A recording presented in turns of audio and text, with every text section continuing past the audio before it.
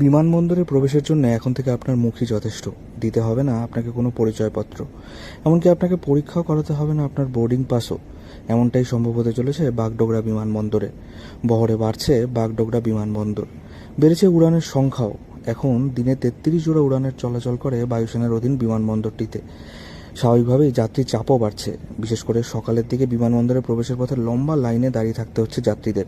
এবার সেই সমস্যা অনেকটাই লাঘব হবে বলে দাবি, কারণ এই বন্দরটিকে ডিজিটালি অ্যাডভান্স এয়ারপোর্টে রূপান্তরিত করার প্রথম পদক্ষেপ গ্রহণ করা হলো। বেসামরিক বিমান পরিবহন মন্ত্রকের তৈরি ডিজি यात्रा অ্যাপের মাধ্যমে বিমানবন্দরে প্রবেশের সুবিধা চালু হলো বাগডোগরা বিমানবন্দরে। ट्रायल रन शुरू किया है डीजी यात्रा के लिए।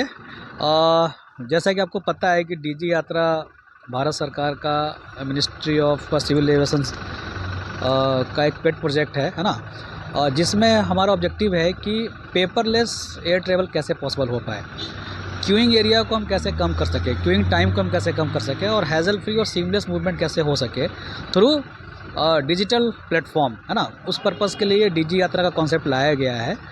तो इनिशियल फेज़ में अभी 3 एयरपोर्ट से शुरू हुआ था। ये दिसंबर 2022 में फर्स्ट फेज इसका आया था, जिसमें 3 एयरपोर्ट थे कंट्री के, दिल्ली, बेंगलोर एंड वाराणसी। धीरे धीरे इसके स्कोप को बढ़ाया गया और आज के डेट में एआई के 16 एयरपोर्ट्स पे डीजी यात्रा का प्रोजेक्ट चल रहा है। कुछ जगह पे ट्रायल फेज़ में, कुछ जगह पे फुल फ्लेज चल रहा है। तो बागडोगरा में आज हमने इसका ट्रायल फेज़ शुरू किया है। हम देखते हैं इनिशियली इसमें कुछ कठिनाइयाँ हैं तो उसको ट्रबल शूट करेंगे, है ना। इसमें तो टाइम कंज्यूमिंग बहुत कम এই ডিজি यात्रा অ্যাপের মাধ্যমে প্রবেশের সুবিধা চালু রয়েছে দেশের হাতে গোনা কয়েকটি বিমানবন্দরেই। প্রথম পর্যায়ে কলকাতা, পুনে, হায়দ্রাবাদ, বিজয়ওয়াড়া বিমানবন্দরে এই পরিষেবা শুরু হয়েছিল। দ্বিতীয় পর্যায়ে বাগডোগরা সহ দেশের 12টি বিমানবন্দরে এই ব্যবস্থা চালু হতে চলেছে। কীভাবে কাজ করবে এই প্রযুক্তি? বিমানবন্দর কর্তৃপক্ষ জানিয়েছে এই সুবিধা পাওয়ার জন্য যাত্রীদের স্মার্টফোনে ডিজি यात्रा অ্যাপ ডাউনলোড করে নিতে হবে। আধার কার্ডও লিঙ্ক করে রাখতে হবে অ্যাপে।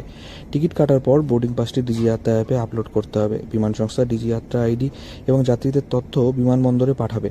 বিমানবন্দরের প্রবেশের সময় যাত্রীকে বোর্ডিং পাস বা ই টিকিটের বারকোড স্ক্যান করতে হবে মেশিনে। বারকোড স্ক্যান করার পরে এই প্রযুক্তির মাধ্যমে যাত্রী এবং ফ্লাইটের তথ্য নিশ্চিত করা হবে। ডিজি यात्रा আইডি এবং টিকিট যাচাইয়ের পর প্রবেশপথের দরজা স্বয়ংক্রিয়ভাবেই খুলে যাবে। आई एम हैप्पी कि डीजी यात्रा हर एक एयरपोर्ट में होना चाहिए, जिससे कि यात्रियों को आसान हो जाए अंदर जाने में और टाइम ना लगे और टाइम बचे। पहले कितना दिक्कत होता था, अभी इसकी वजह से क्या सुविधाएं हो? पहले आपको टाइम नहीं बचता था, अभी बच रहा है तो आप अपना टाइम उसके साथ प्लान करके आप आ सकते हो। जैसे कि अभी बहुत जन को मालूम नहीं है, ये करने से कैसे एनरोलमेंट करेगा डीजी यात्रा? इसके लिए अवेयरनेस फैलाना चाहिए हर एक इंस्टीट्यूशन में, हर एक आपके जो एयर फ्लाइट जितने भी फ्रेटर है उनको बोलना चाहिए कि आप डीजी यात्रा आप डाउनलोड कीजिए और आपको आसानी होगा, आपको लाइन में लगने की जरूरत नहीं है। धन्यवाद। এক্ষেত্রে কোনো সমস্যা হলে সিআইএসএফের যাত্রী পরিচয় যাচাই করে ভেতরে ঢোকার অনুমতি দেবে। বন্দর কর্তাদের মতে বর্তমানে যে পদ্ধতি পরিচয়পত্র দেখিয়ে প্রবেশ করতে হয় তার থেকে অর্ধেক সময় প্রবেশ করা যাবে। এদিকে যাত্রীদের ভোগান্তি কমাতে বাগডোগরা বিমানবন্দরে আরও কিছু ব্যবস্থা নিচ্ছে কর্তৃপক্ষ। এখন দিনে গড়ে 10,000 যাত্রী যাতায়াত করে এই বিমানবন্দর থেকে। সব মিলিয়ে বসার ব্যবস্থা রয়েছে 1100 জনের। এছাড়াও রয়েছে সদ্য চালু হওয়া ফুড কোর্ট এবং রেস্তোরাঁ।